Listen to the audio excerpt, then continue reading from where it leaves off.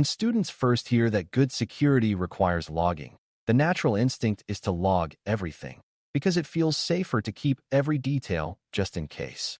The problem is that logging everything does not automatically create visibility. It often creates noise, high costs, and overwhelmed analysts who can no longer see the events that truly signal risk.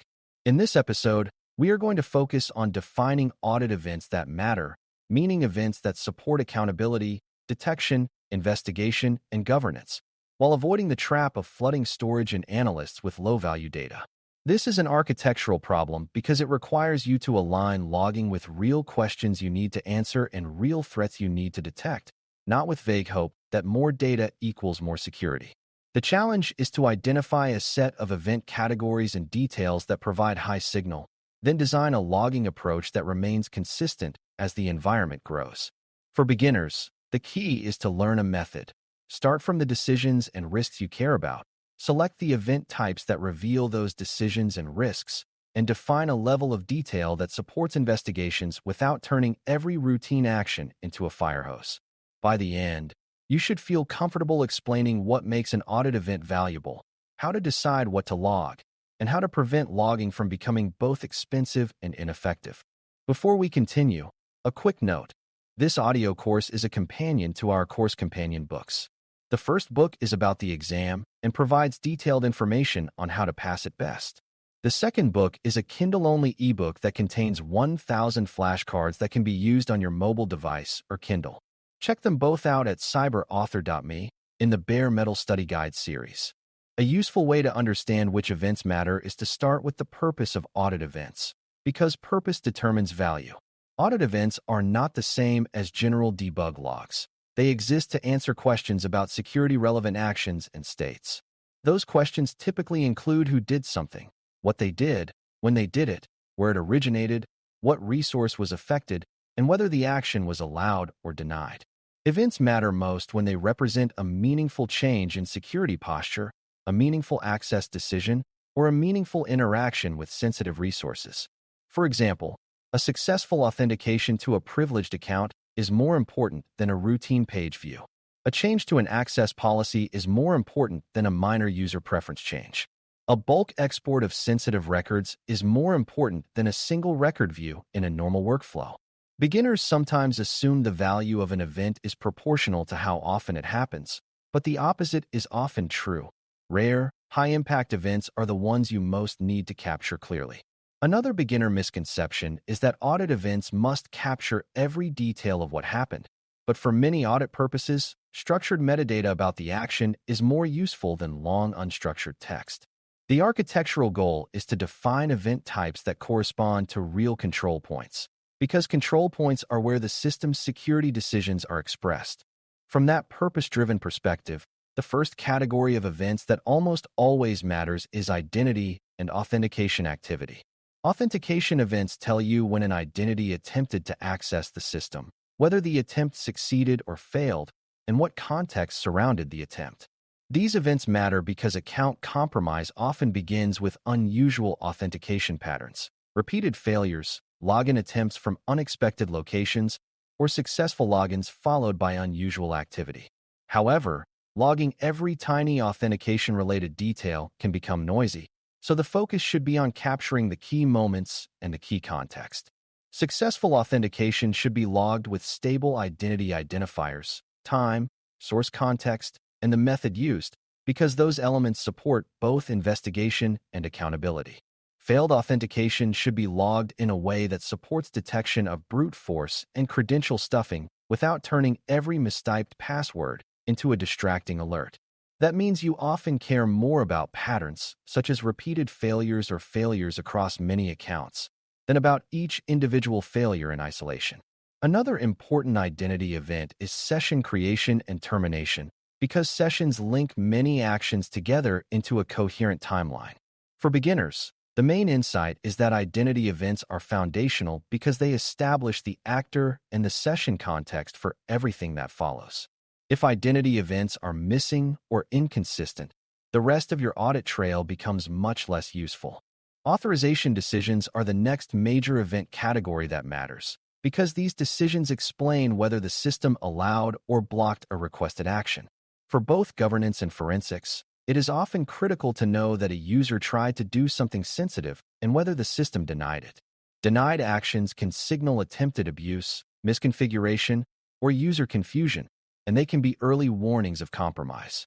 Allowed actions, especially when they involve sensitive data or privileged operations, help prove that access was appropriate and help reconstruct what happened during incidents. The difficulty is that authorization checks can happen extremely frequently, especially in modern applications where every request triggers multiple checks. If you log every authorization check for every low-risk action, you will flood your logging system and create analysis fatigue. The architectural solution is to define which authorization decisions are audit-worthy based on risk and impact.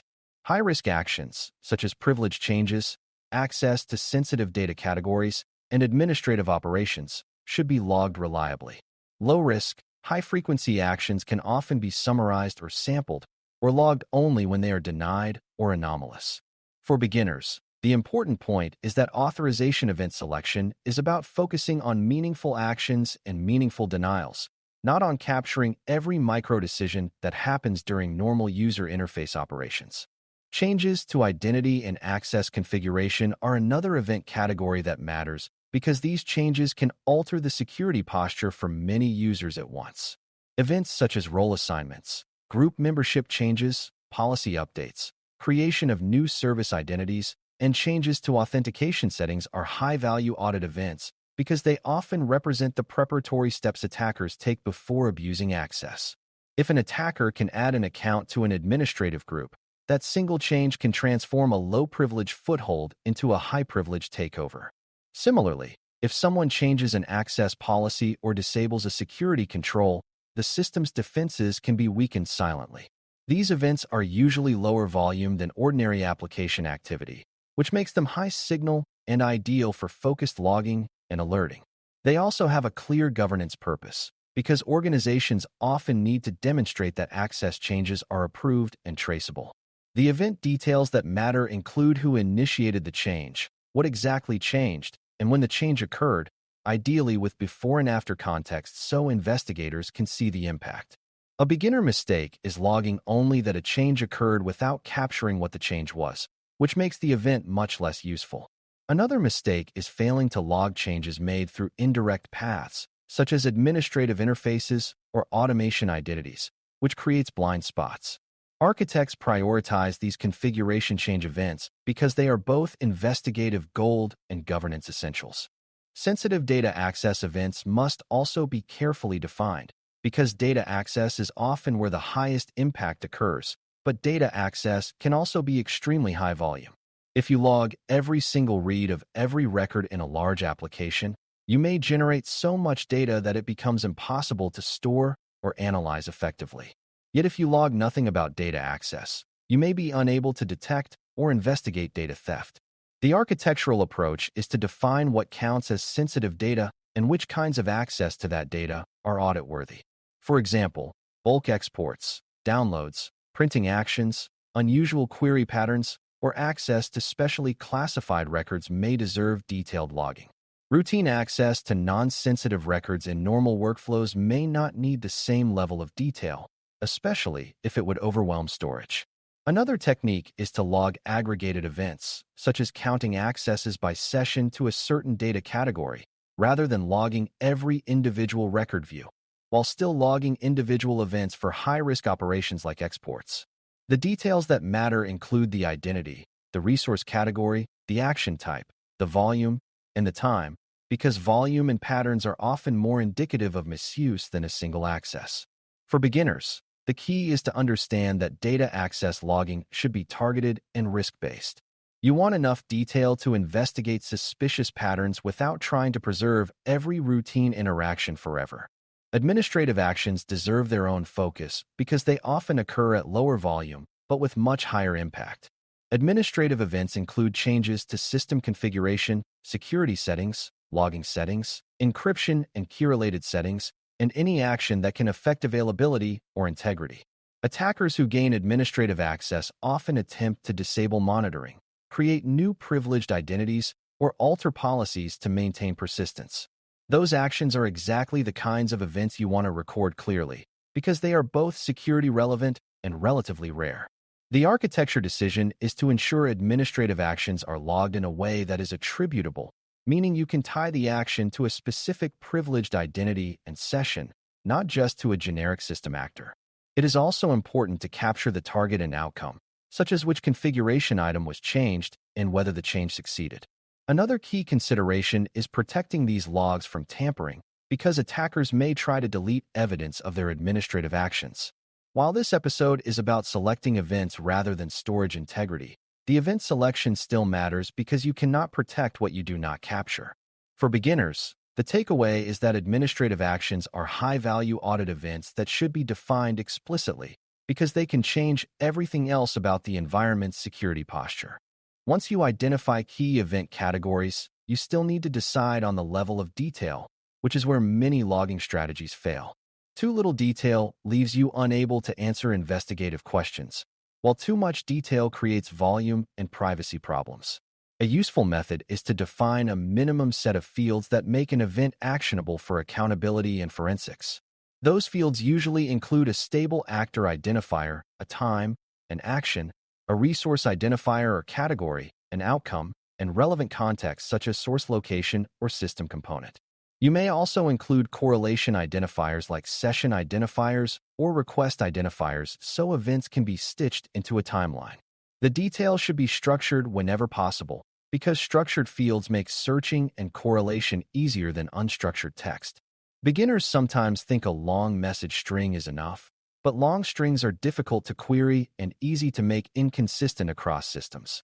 Another detailed decision is whether to capture raw data values, which is generally risky because logs can become a source of sensitive data leakage. Audit logs should usually capture metadata about the access rather than the content itself, unless there is a specific justified reason. This detailed discipline helps avoid flooding analysts with irrelevant noise and helps protect privacy. The architectural goal is to make each logged event carry information that can be used, not just stored. Flooding is not only about storage volume. It is also about analyst attention, and attention is a limited resource.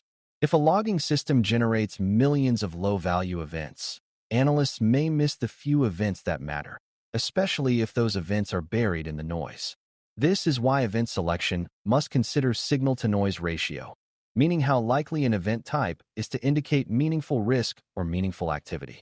High-frequency routine events often have low signal unless you analyze them statistically, which requires different tooling and approaches than simple log review. High-impact change events often have high signal because they represent deliberate actions that alter security posture. A beginner misunderstanding is to think all events are equally interesting to analysts, but analysts need prioritized feeds that highlight high-risk changes and anomalous patterns. Architects support this by defining event categories and severity levels and by designing aggregation or summarization where appropriate. For example, rather than generating an alert for every failed login, you might generate an event stream and a separate alert when failures exceed a threshold or match suspicious patterns. This reduces alert fatigue while preserving evidence for later analysis. The logging architecture must be designed with human cognitive limits in mind. If the system produces constant noise, it will be tuned out, and that is a security failure even if the data is technically stored. Another important driver is cost and performance, because logging itself consumes resources on the systems generating the events and on the systems storing and analyzing them. If you log too much, you can slow applications, increase network traffic, and increase storage costs dramatically, especially when you retain logs for long periods. Cost pressure can then lead teams to reduce retention or disable logging, which can remove critical forensic capability. A better approach is to define a tiered logging strategy where high-value audit events are always captured and retained appropriately, while lower-value operational logs are retained for shorter periods or at lower detail. This tiering aligns with the idea that not all logs are equal, and it protects the logs that matter most from being sacrificed during cost-cutting.